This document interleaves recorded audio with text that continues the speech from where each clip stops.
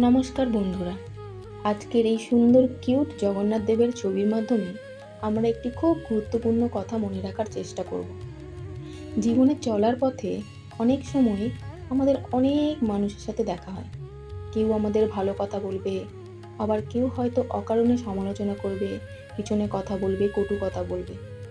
কিন্তু মনে রাখতে হবে, অন্যের কথাই নয়, নিজের মনের বিশ্বাস আর ভক্তির পথেই এগিয়ে চলতে হবে।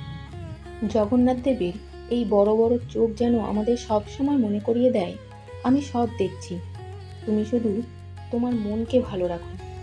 মানুষ কি বলল, কে কি ভাবলো, এসব নিয়ে যদি আমরা সারাক্ষণ চিন্তা করি, তাহলে নিজের শান্তিটাই হারিয়ে ফেলি।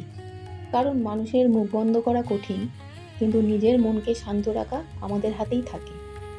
এই জীবনে চলার পথে বিভিন্ন মানুষের সঙ্গে তোমার পরিচয় হবে।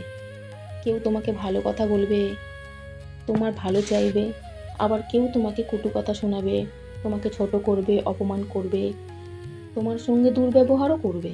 কারণ একটা কথা আছে জানো তো, যে গাছের ফল বেশি, মানুষ সেই গাছেই ঢিল ছোড়ে।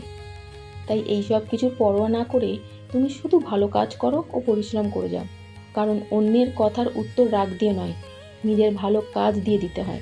এই ছবির জগন্নাথ দেবের মিষ্টি হাসি আমাদের শেখায়, মনকে ছোট করবে না, কখনো খারাপ কথায় নিজের আত্মবিশ্বাস হারাবে না।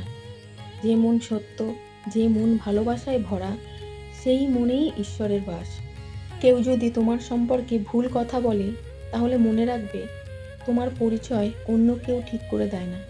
তোমার কাজ, তোমার ব্যবহার আর তোমার ভালো মনই তোমার আসল পরিচয়। জগন্নাথ দেবের কাছে প্রার্থনা করো, প্রভু, আমাকে এমন শক্তি দাও যেন আমি মানুষের কটু কথায় ভেঙে না পড়ি। আমার মন যেন সব সময় ভালোবাসা, ধৈর্য আর ভক্তিতে ভরা থাকে। কারণ যে মন ঈশ্বরের ওপর বিশ্বাস রাখে, সেই মন সহজে হার মানে না। জীবনটা খুব ছোট, জানো তো, তাই কারো নিন্দা, কুৎসা বা খারাপ কথায় নিজের সুন্দর সময় নষ্ট করবে না। নিজের পথে চলো, ভালো কাজ করো, মানুষের উপকার করো এবং প্রভুর ওপর বিশ্বাস রাখো। কারণ মানুষের কথা কিছু সময়ের জন্য কষ্ট দিতে পারে, কিন্তু ঈশ্বরের প্রতি ভালোবাসা, ভক্তি সারা জীবন মনকে শান্তি দেয়। আমার এই ভিডিওটা আজ তোমাদের কেমন লাগলো আমাকে অবশ্যই কমেন্ট করে জানিও। আর ভালো লাগলে একটা লাইক এবং শেয়ার করে দিও। প্রভুর কৃপায় তোমরা সবাই অনেক অনেক ভালো থাকো, সুস্থ থাকো, এই কামনা করি। জয় জয় শ্রী জগন্নাথ।